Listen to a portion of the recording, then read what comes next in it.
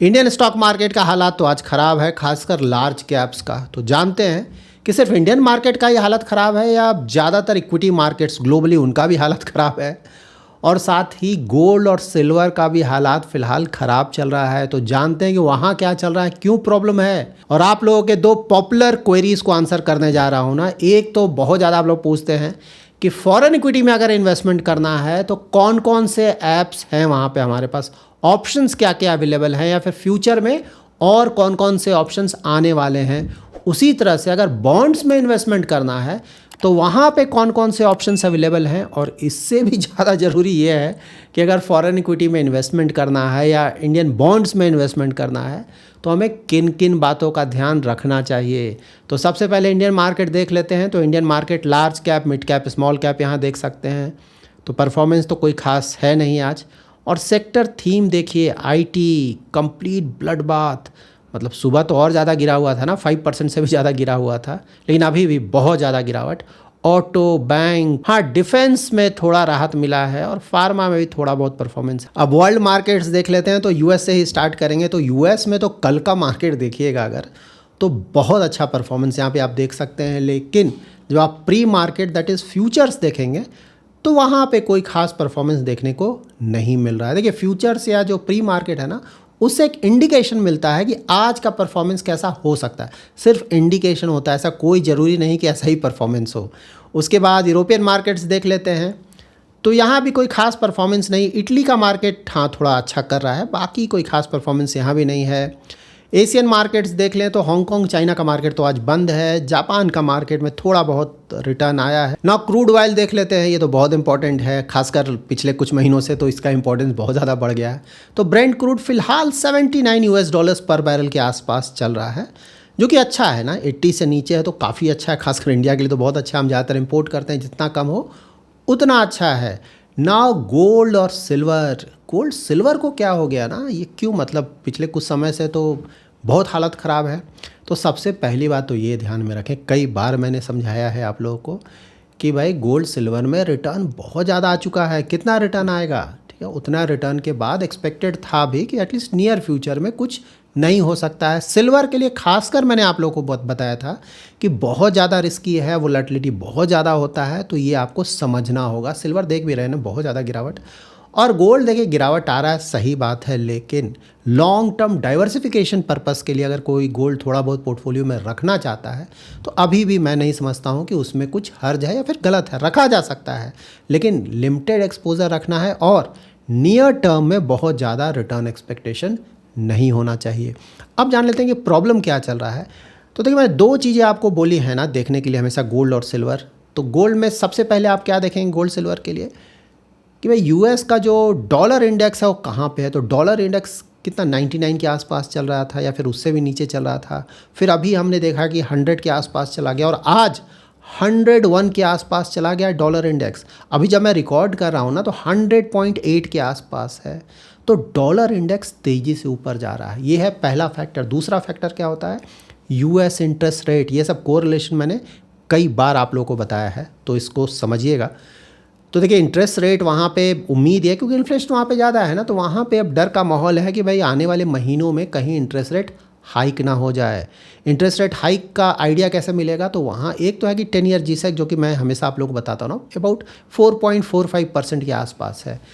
और उससे भी कहीं ज़्यादा सही इंडिकेशन अगर आपको चाहिए ना, तो उसके लिए आपको 2 ईयर का जीसेक चेक करना होगा यूएस का। उसमें तेज़ी देखने को आ रहा है, अभी फ़िलहाल है 4.18% के आसपास। 2 ईयर का जीसेक हाँ थोड़ा ऊपर जा रहा है, वो एक इंडिकेशन दे रहा है कि मार्केट में माहौल बन रहा है कि नहीं भाई अब इंटरेस्ट रेट हाइक हो सकता है। तो डॉलर भी स्ट्रांग हो रहा है, और डॉलर स्ट्रांग होने का एक बड़ा रीज़न ये भी है कि इंटरेस्ट रेट हाइक के चांसेस बढ़ गए हैं, ठीक है, क्योंकि यूएस में पैसा ज़्यादा आएगा ना, इंटरेस्ट रेट बढ़ेगा तो नेचुरली यूएस में ज़्यादा पैसा आएगा, तो वहाँ का डॉलर स्ट्रांग होगा। और पैसा का फिक्स्ड इनकम में ज़्यादा जा रहा है तो गोल्ड सिल्वर में पैसा थोड़ा कम जाएगा। और जब डॉलर स्ट्रांग हो रहा है तो आपको पता है कि गोल्ड हो गया, सिल्वर हो गया, उसका वैल्यूएशन तो यूएस डॉलर में ही होता है ना। तो जो दूसरे करेंसीज ना, दूसरे कंट्रीज़ अगर वहाँ ख़रीदने जाएंगे तो ऑफ कोर्स उनको महंगा पड़ेगा, तो डिमांड थोड़ा कमेगा, इसीलिए गोल्ड सिल्वर पर निगेटिव असर डालता है। तो अभी नियर फ्यूचर में तो ऐसा लग रहा है कि प्रॉब्लम बना रहेगा। लॉन्ग टर्म डाइवर्सिफिकेशन के लिए गोल्ड, यस। सिल्वर बहुत ज़्यादा वोलाटाइल होता है और रिस्क वहाँ पे बहुत ज़्यादा होता है। अब स्टॉक मार्केट में क्या चल रहा है, क्यों गिर गया, तो देखिए सबसे बड़ा कारण तो जो कि मैंने ऑलरेडी आपको दिखाया ना, आईटी सेक्टर का सेल ऑफ बुरी तरह से गिरा है। और उसका उतना ज़्यादा जब गिरा है क्योंकि उनका वेटेज ज़्यादा है ना, तो उतना ज़्यादा गिरावट नेचुरली इंडेक्स को ही पूरा वो लेकर बैठ जाएगा और वही आज देखने को मिला है। तो ऐसा क्यों, आईटी सेक्टर में क्या हो गया, तो आईटी सेक्टर मैंने हमेशा बताया है, एक तो भाई वो कॉन्ट्रा बेट है, ठीक है, मैंने हमेशा रिपीट किया है, ध्यान रखें। और दूसरा क्या है कि बाहर से जब भी कोई निगेटिव न्यूज़ आएगा आईटी सेक्टर से रिलेटेड, तो हमारे जो आईटी सेक्टर के स्टॉक्स हैं वो बुरी तरह से गिरते हैं। आज भी वही हुआ है। एक्सेंचर जो कि बहुत बड़ा प्लेयर है आईटी सेक्टर का ना, आईटी सेक्टर जायंट उसको बोलते हैं, ग्लोबल जायंट, तो एक्सेंचर ने बोला है कि भाई जो गाइडेंस होगा बहुत वीक होगा, मतलब फ्यूचर में जो ग्रोथ आउटलुक है वो अच्छा नहीं है ना। ग्लोबल क्लाइंट के तरफ से जो स्पेंडिंग है वो कम हो रहा है, आने वाले फ्यूचर में शायद और थोड़ा और कम हो जाए, तो बहुत बड़ा निगेटिव। अब जब एक्सेंचर जैसी बड़ी कंपनी के साथ प्रॉब्लम है तो ऑफकोर्स इंडियन कंपनीज़ को भी उसके कारण प्रॉब्लम हो सकता है, इसीलिए इतना बड़ा गिरावट देखने को मिल रहा है। और दूसरा ऑफकोर्स है प्रॉफिट बुकिंग। ऑलमोस्ट 5 डेज से तो ठीक ठाक रिटर्न, मतलब शुरू में तो और ज़्यादा रिटर्न आ चुका ना, तो थोड़ा बहुत प्रॉफिट बुकिंग तो बनता है, तो कुछ लोग तो यहाँ पे भागेंगे। तीसरा रीज़न ऑफ कोर्स आप बोल सकते हैं मॉनसून और अल नीनो का, थोड़ा कल मैंने एक्सप्लेन किया था ना, उसका थोड़ा सा कंसर्न। लेकिन हाँ, आज का मार्केट उस कारण से फ़र्क नहीं पड़ा है, मोस्टली जो पहला दोनों मैंने बताया ना वही। लेकिन हाँ, आने वाले फ्यूचर में मॉनसून और अल नीनो पे भी हमें ध्यान रखना पड़ेगा, क्योंकि उसके कारण इन्फ्लेशन बढ़ सकता है और जो रूरल डिमांड है वो कम हो सकता है, जो कि निगेटिव है इकोनॉमी के लिए। अब है कि देखिए अभी ज़्यादा इंपॉर्टेंट क्या है ना, क्रूड ऑयल के कारण बहुत ज़्यादा परेशानी हुआ था, तो क्रूड ऑयल फॉर्चुनेटली अभी कंट्रोल में है, 80 से नीचे है, जो कि बहुत बड़ा पॉजिटिव है। अब जान लेते हैं कि क्या क्या रिस्क्स हैं, कल भी मैंने एक्सप्लेन किया था, थोड़ा सा और कवर कर लेते हैं। तो देखिए आईटी सेक्टर में तो वो कॉन्ट्रा बेट है, जब जब नेगेटिव न्यूज़ आएगा बाहर से वहाँ पे प्रॉब्लम होगा, मेंटली आपको प्रिपेयर्ड होना होगा इसके लिए। अगर आप यहाँ पे जा रहे हैं तो रिस्क रिलेटिवली ज़्यादा है, कॉन्ट्रा में तो ज़्यादा रिस्क होता ही है ना, लेकिन अगर क्लिक कर गया तो रिटर्न भी आ जाएगा वहाँ पे, क्लिक नहीं किया तो देख ही रहे हैं क्या हो रहा है।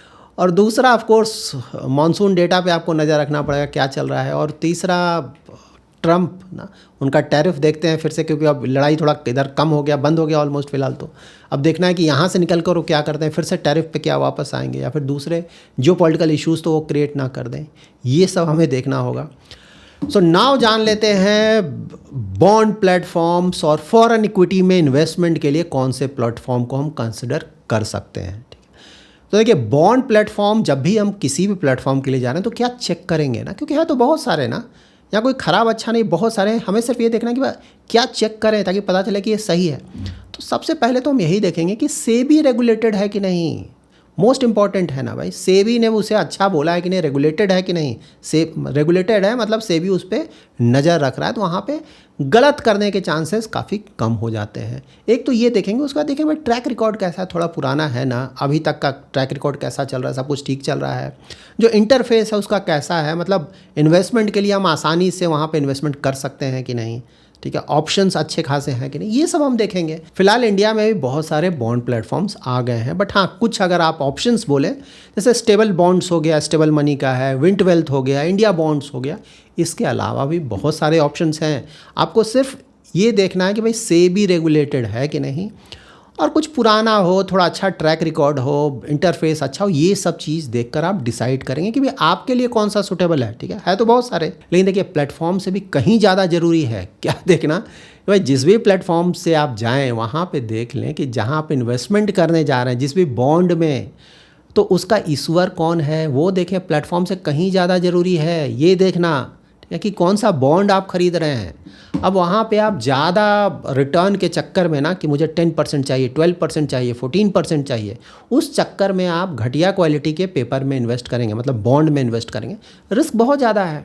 मैंने हमेशा बताया है कि देखिए हार्ड अर्न मनी आपका है, बनेगा तो आपका बनेगा, डूबेगा तो आपका डूबेगा। आप अपने पैसे के साथ जो चाहें वो करें, आपका पैसा है ना, लेकिन सिर्फ एक बात ध्यान रखें कि जो भी करें सोच समझ कर करें। अब जैसे आप बोल रहे हैं ना कि मुझे बहुत ज़्यादा रिटर्न चाहिए ना, मैं 12%, 13%, 14% चाहिए, ठीक है, आपका पैसा जाकर करें, लेकिन मेंटली आपको प्रिपेयर्ड होना होगा कि भाई मैं यहाँ पे रिस्क बहुत ज़्यादा ले रहा हूँ, अगर वहाँ पे कुछ प्रॉब्लम हुआ तो रिस्पॉन्सिबिलिटी मेरी है। वहाँ पे रोना धोना नहीं स्टार्ट कर देंगे कि बॉन्ड प्लेटफॉर्म ख़राब है या फिर सेबी की तरफ से ध्यान नहीं रखा। भाई वो जो जितना ज़्यादा रिटर्न देगा वहाँ पे रिस्क उतना ज़्यादा है, तो आपको मेंटली प्रिपेयर्ड होना होगा। आप अपने अनुसार आप देखिए कि आप कितना ज़्यादा रिस्क ले सकते हैं। अगर आप ज़्यादा रिस्क नहीं लेना चाहते हैं, AAA रेटेड बॉन्ड्स के साथ जाएं, या वो भी रिस्क नहीं लेना चाहते हैं तो गवर्नमेंट सिक्योरिटीज़ भी आजकल अवेलेबल हैं, वहाँ पर जाकर इन्वेस्ट करें।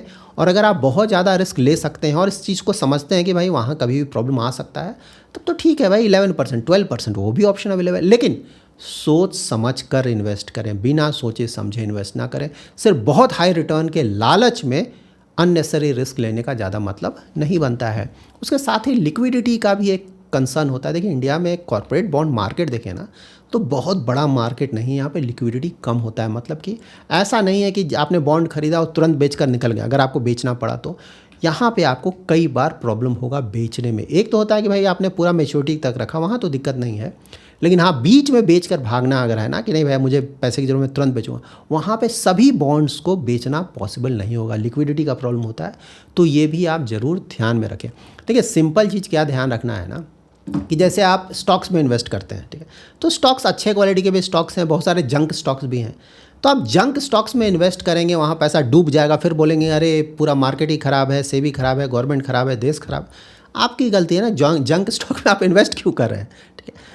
तो जो भी ऐप अगर सेबी रेगुलेटेड है उसके साथ आप जाएं, तो वहाँ पे उस ऐप से कहीं ज़्यादा ध्यान आपको ये रखना है कि भाई किस तरह के बॉन्ड में आप इन्वेस्ट कर रहे हैं, तो ये जरूर ध्यान रखें। अब जान लेते हैं कि अगर फॉरेन इक्विटी में इन्वेस्टमेंट करना है, खासकर यूएस मार्केट में, तो फिर कौन सा ऐप हम यूज़ कर सकते हैं। अगेन यहाँ पे बहुत सारे ऐप्स अवेलेबल हैं। आपको देखना है कि भाई सेबी रेगुलेटेड है कि नहीं, वहाँ पे अप्रूवल है कि नहीं।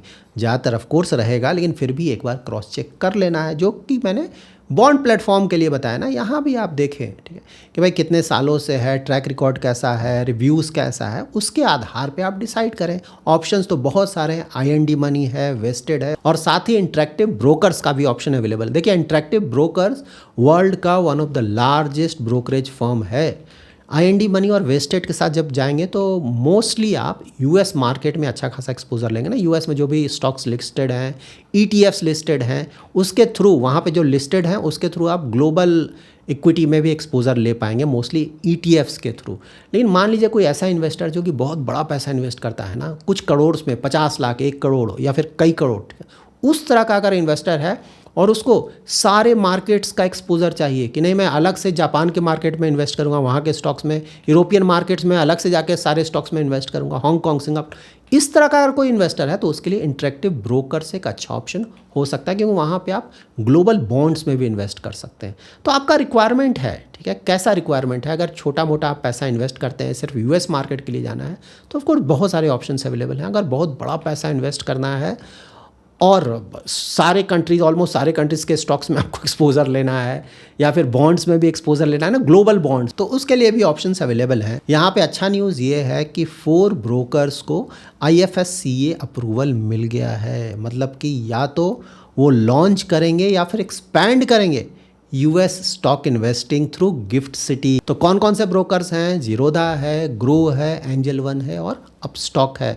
बट हाँ, ये पूरा जो ऑपरेशन स्टार्ट करते में कुछ महीनों का तो समय लगना चाहिए, कम से कम 2-3 महीने का समय लग सकता है। बट हाँ, ये प्लेयर्स भी अब आ रहे हैं पूरी तरह से, तो इनके थ्रू भी फ्यूचर में इन्वेस्टमेंट किया जा सकता है। देखिए हमेशा ध्यान में रखें कि अगर बाहर इन्वेस्ट करने जा रहे हैं, इंडिया के बाहर, तो जो भी AI रिलेटेड मार्केट है, US में यही हो रहा है, साउथ कोरिया में यही हो रहा है, ताइवान में यही हो रहा है, वहाँ पे ज़्यादातर जो स्टॉक्स हैं वो ओवर हीटेड हो गए हैं, क्योंकि पिछले 2-3 साल से कहीं कहीं बहुत ज़्यादा रिटर्न आया है, वहाँ पे कहीं कहीं ओवर वैल्यूएशन का भी प्रॉब्लम आ गया है। तो ऑफकोर्स पोटेंशियल तो बहुत ज़्यादा दिख रहा है, लेकिन रिस्क भी बढ़ रहा है। तो अगर वहाँ पे एक्सपोजर लेने जाएं तो बिल्कुल सोच समझ कर जाएं। सिर्फ लास्ट के 2-3 साल के वेरी हाई रिटर्न देखकर बहुत बड़ा पैसा एक साथ इन्वेस्टमेंट करना बहुत ज़्यादा रिस्की होगा। अगर जाना भी है तो गो स्लो ना, धीरे धीरे जाएं। और अगर कोई बड़ा गिरावट देखने को मिलता है तब बड़ा अगर एक्सपोजर लिया जाए तो उसका कहीं ज़्यादा अच्छा मतलब बनेगा। So that's it in this video. अगर आपको ये वीडियो पसंद आया है तो ज़रूर लाइक एंड शेयर करें। पहली बार हमारे यूट्यूब चैनल पर आ रहे हैं तो चैनल को जरूर सब्सक्राइब करें और हाइप ज़रूर करें। Thanks lot for watching.